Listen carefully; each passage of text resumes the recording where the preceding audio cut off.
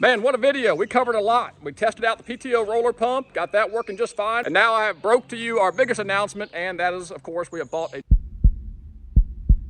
I told you guys to be patient. The dove content was coming. I just needed a little bit of reprieve, had some turkey hunting to do, but we are full steam ahead. We were just out here doing all the tillage out here. If you caught that video, we're out here using the tiller and tearing up what was a cornfield last year and cutting some new virgin ground back here behind me. Hopefully you caught that video, got the drone out, started flying it, got some cool shots for you. But before we get into today's video, I want to remind you, hats available, and I'm telling you guys, these are hunting hats. These are turkey killing hats. I've had 3 different folks send me pictures and videos saying, hey dude, you weren't kidding, these hats kill turkeys, and they were right. I've got one in it, a couple other buddies have got them in it. If you're interested in the hat, shoot me an email, I'll get you some pricing on it. Basically these things are 30 bucks a pop, plus some shipping. Send me an email, the information down below, I'll get you a hat out the door. So today's project is twofold. Number one, we're going to be calibrating the PTO Roller Pump sprayer. This will be the first time we have used it, and I'm actually going to use it on this field that we tilled. There are some areas that I missed with the tiller. Plan is to come in here and spray out this fence edge and any areas out in the field I missed with glyphosate. Really the goal today is to calibrate that PTO Roller Pump sprayer. That way I can do my math. When I go back here to spray my acre sunflower field, I have a better idea of what my output is. If you didn't catch that video where I converted that Femco 40-gallon sprayer from an electric sprayer to a PTO roller pump, go back and check it out. So today will actually be the first time I'm actually using it beyond just testing it in my yard. Really important to know your equipment before you go to spray expensive pre-emergence and post-emergent. So today is just using good old cheap glyphosate, doing a burn down of that millet field, just to getting an idea of our output. Then that way I can do my calculation. When we go to spray the expensive stuff on the dove field, I have a better idea what my output is. And here it is. Again, if you caught the video, you know the deal here. I did upgrade it since the last video I made. I took the pressure gauge and manifold off of here because it was actually hitting this housing here. Went to double 90s coming out of this roller pump from Agri Supply. Came up into my T-fitting here and remote ran the pressure gauge here. I'm going to be spraying between 20 and 40 pounds of pressure today. That seems to be the sweet spot when spraying this herbicide. You don't want to go too high, certainly not too low. I've got a valve here that runs fully open to the boom. Then I've got a valve here that recirculates all the extra pressure. And this is the setting to which I've calibrated it for the perfect 20 to 40 pounds of pressure. So I've got this just cracked here. Most of the flow returns. Everything else goes to the boom. So we have converted this Femco 40-gallon sprayer from electric into the PTO roller pump. I'm really excited to test this thing out.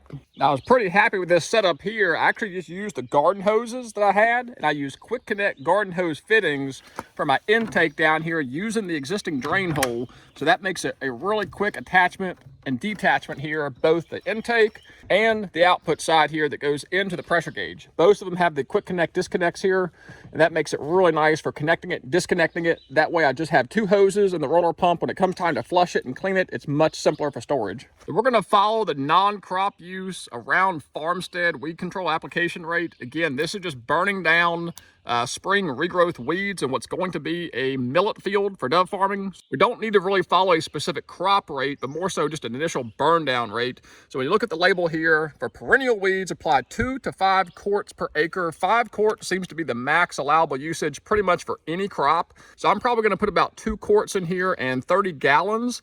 That'll end up being about a 2 ounce per gallon solution. That's going to knock out most all of your weeds. Just standard 41% glyphosate. This does not have a built-in surfactant, so I have bought a non-ionic sticker surfactant, especially because it's 8 o'clock in the morning out here and I've got some dew left on it, so it really is important to bump it with a little bit of surfactant. All right, so I got about 10 to 12 gallons of water in there. I like to put water in first, about half of it, and I'm gonna put 2 quarts of the glyphosate, and we got 1 pint of the non-ionic surfactant.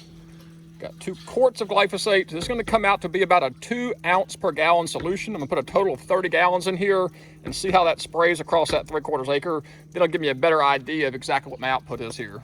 Now we'll top it off. Exactly 30 gallons. The tank has a measurement right here. Put 30 gallons in here and go to spraying.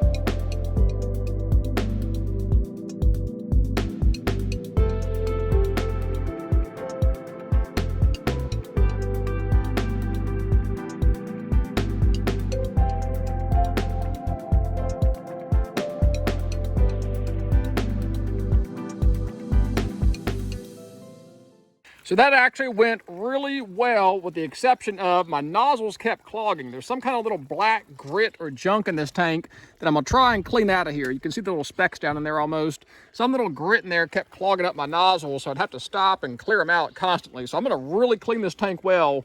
But as far as the PTO roller pump goes, that worked phenomenal. No leaks, maintained 20 to 40 pounds of pressure the entire time. Good pressure. I ran it exactly 1,400 RPMs. I think the pump is rated for 1,500 max. That seemed to be the sweet spot. I was able to spray out 3/4 of an acre up there in about 35 minutes, and I backtracked a few areas as well. I thought I'd have a little bit more flow coming out of here. I'm actually going to take these with me and see if I can find some nozzles with a little bit more flow in them. I feel like this should have had a little bit more output with this pump here. So I'm going to look into that. I may be constricted by the size of my intake as far as how much flow is coming out, as well as my 3/8 inch hose line here. So I may have some restrictions in here regardless of the nozzle type, but I am going to get some new nozzles, play around with it, and see if I can increase that output to speed things up a little bit. Really nice upgrade here. Now I'm going to rinse out and run that roller pump with just clean water in it with a little bit of tank cleaning solution I have. That'll help keep that roller pump from rusting. Because I believe that's the cast iron one. It's not the protected one rated for glyphosate. This is the more budgetable one, and I want to make sure I keep it good and clean. So if I had to put it in a summary, was upgrading from electric to PTO worth it? Yes, absolutely. I didn't have to screw around with batteries, burning up fuses, burning up wires, all of which I've dealt with before. The pump doesn't overheat. That was starting to happen. I had leaks in the other one.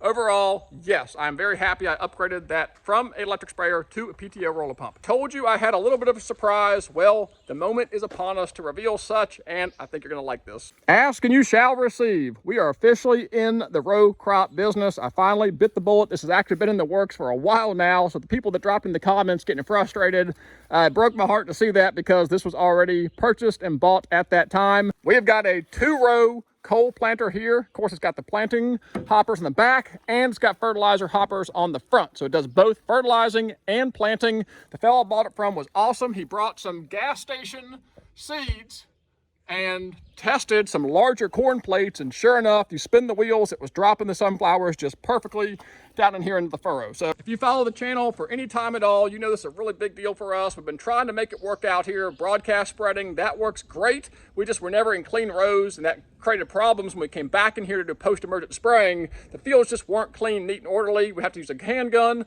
Well, all that has changed now. We got us a 2-row planter. This thing certainly has some weight to it. The fella tested it for me in a field, and he had a 50-horse tractor. We have a 40-horse tractor, but we got a loader on the front, so I think we'll be able to offset that weight a little bit. But I am super excited. He rebuilt that fertilizer hopper. All he had left to do was put the boots that drop the fertilizer. This one still needs a little bit of upgrade to fix some of the bolts in it. And again, I've got to put the boots on it that drop down the fertilizer. So for this year, since we don't have the time, I'm still going to broadcast my fertilizer. A little bit inefficient, but that's just what we have to do for this year. But as far as the seeding functionality of it, that worked dynamite. You got your front coulter wheel here, cuts the ground. Then you got a nice heavy-duty plow foot. Then you come back here, and of course, these wheels right here open up, keep the hole open. Seed drops down the tube. It's metered. Pop this off to show you. This is actually real easy to change these seed plates out. Again, he gave me some corn plates for this, but they're larger corn plates, and we tested them, and they seem to work just fine metering and dropping out those sunflowers. So we will be playing around with this, certainly all brand new to me, so I don't want to misspeak on anything. See, you can actually see that sunflower in there just perfectly.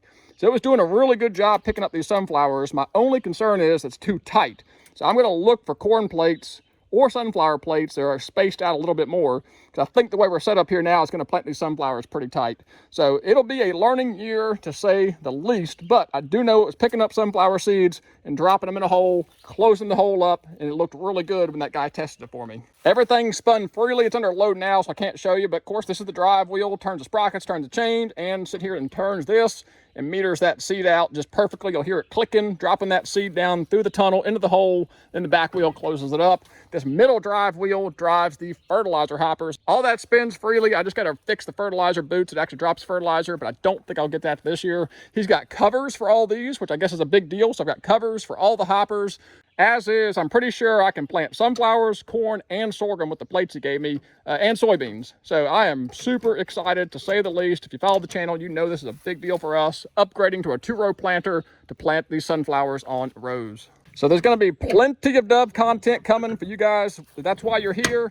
And this will be our first year using a row planter. So it's going to be a trial year for us. I think I got a pretty good feel for it, but until we hook this thing up and start dropping seeds, you really don't know what you've got. So this will be a learning year for us. So please, please join me, come along with me. It's going to be a lot of fun as we learn to plant on rows out here. And the guy was just super cool to deal with. Younger guy, and same thing. He was doing food plot work. He wanted to make sure this was going to work for me. God bless him. He brought gas station sunflower seeds, and these are actually a little bit larger than what I typically plant. This should work out just fine. Again, thank you. I think he follows the channel now, so thank you, sir. I am super excited to use this planter. He gave me the covers for the planting boxes, covers for the fertilizer boxes, which I was told these are hard to come by.